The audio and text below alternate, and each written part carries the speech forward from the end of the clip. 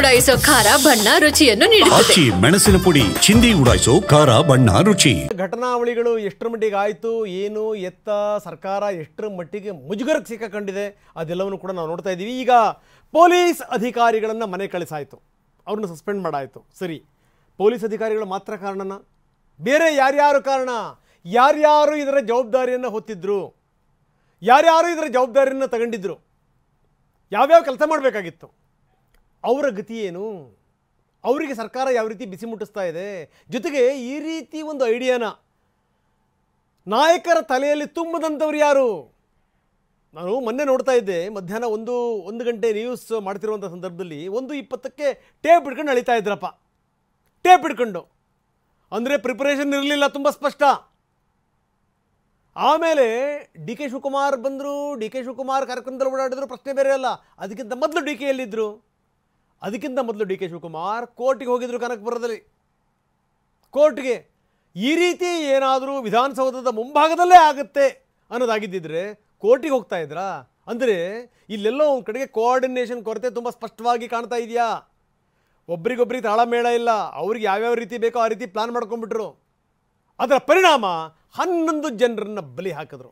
11 ಜನರ ಬಲಿ.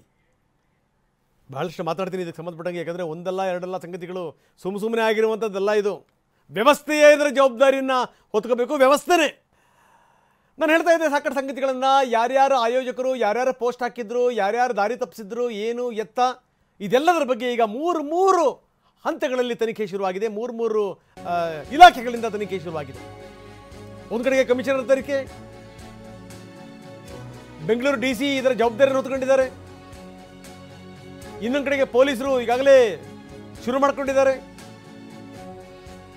ಕಮಿಷನರ್ನೇ ಕಳಿಸಾಯಿತು. ರಾಜ್ಯದ ಇತಿಹಾಸದಲ್ಲಿ ಇದೇ ಮೊದಲು. ಇದೆಲ್ಲದರ ಜೊತೆಗೆ ಕೆಂಪೇಗೌಡ ಏರ್ಪೋರ್ಟ್ನಲ್ಲಿ 4 ಜನರನ್ನು ಅರೆಸ್ಟ್ ಮಾಡಲಾಗಿದೆ. ತಪ್ಪಿಸ್ಕೊಂಡು ಹೋಗಬೇಕು ಅಂತ ಹೊರಟಿದ್ರು RCB ಮ್ಯಾನೇಜ್ಮೆಂಟ್ನ ನಿಖಿಲ್ ಸೋಸ್ಲೆ, DNA ಮ್ಯಾನೇಜ್ಮೆಂಟ್ ಸಿಬ್ಬಂದಿ ಸುನಿಲ್ ಮ್ಯಾಥ್ಯೂ, ಮತ್ತೊಬ್ಬ ಕಿರಣ್, ಇನ್ನೊಬ್ಬರು RCB ಸಿಬ್ಬಂದಿ, ಅವರ ಹೆಸರು ಸುಮಂತ್. 4 ಜನರನ್ನ ಬಂಧಿಸಲಾಗಿದೆ. ತಪ್ಪಿಸ್ಕೊಂಡು ಹೊರಟಿದ್ರು. ಲೆಕ್ಕ ಹಾಕ್ಕೊಳ್ಳಿ ಸ್ಥಿತಿಗತಿಗಳು ಹೆಂಗಿದೆ ಅಂತ. ಒಂದಲ್ಲ ಎರಡಲ್ಲ ಅಧ್ವಾನ. ಯಾರಾದ್ರೂ ಅಲ್ಲಿ ಹತ್ತಿರದಲ್ಲಿದ್ದಂಥವ್ರನ್ನ ಕೇಳಬೇಕು ನೀವು, ಎಷ್ಟರ ಮಟ್ಟಿಗೆ ಅಧ್ವಾನ ಇತ್ತು ಅಂತ. ಏನು ಎಲ್ಲದನ್ನು ಪೊಲೀಸರು ತಲೆ ಮೇಲೆ ಹಾಕಿ ಆಯ್ತು, ನೀವು ಅವ್ರನ್ನ ಅಮಾನತಲ್ಲಿ ಇಟ್ಟುಬಿಟ್ರಿ 4 ಜನ ಅಧಿಕಾರಿಗಳನ್ನು. ದೊಡ್ಡ ಘನಕಾರ್ಯ. ಎಸ್ಕೇಪ್ ಆಗಬೇಕು ಅಂತ ಹೊರಟಿದ್ರು ಸೋಸಲೆ, ನಿಖಿಲ್ ಸೋಸಲೆ. ಬೆಂಗಳೂರು ಇಂಟರ್ನ್ಯಾಷನಲ್ ಏರ್ಪೋರ್ಟ್ ಅಲ್ಲಿ ಅವರನ್ನ ಬಂಧಿಸಲಾಗಿದೆ. ಇನ್ನೆಷ್ಟರ ಮಟ್ಟಿಗೆ ಭಯ ಬಂದಿರಬೇಕು ಇವರಿಗೆ. ಮೊದಲು ಭಯ ಇಲ್ದೇನೆ ಮಾಡಿದ್ರು, ಈಗ ಭಯ ಕಾಡ್ತಾ ಇದೆ. ಯಾರು ಹೇಳಿದ್ರು ಪೋಸ್ಟ್ ಹಾಕಕ್ಕೆ? ಹಾಕಿದಂಥ ಪೋಸ್ಟನ್ನು ಯಾಕೆ ತೆಗಿಲಿಲ್ಲ? ನಿಖಿಲ್ ಸೋಸಲೆ ಅಂತ ತೋರಿಸ್ತಾ ಇದೀವಿ ನಾವು.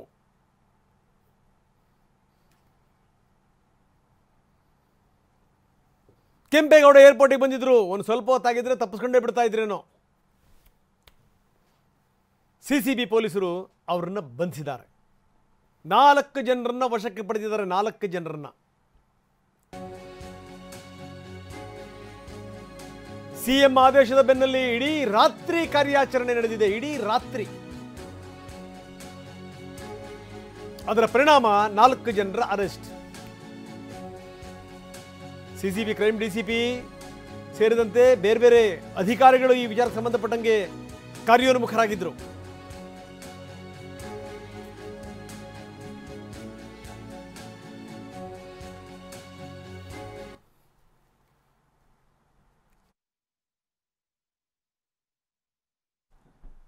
ಇನ್ನು RCB ಮೇಲೆ ನೋಡಿ FIR ಕೂಡ ಹಾಕಿರಲಿಲ್ಲ. ನಿನ್ನೆ ನಾವು ಅದೇ ವಿಚಾರವನ್ನು ಎತ್ಕೊಂಡಿದ್ವಿ. ಯಾರ ಮೇಲೆ FIR ಹಾಕಿದಿರಿ ನೀವು?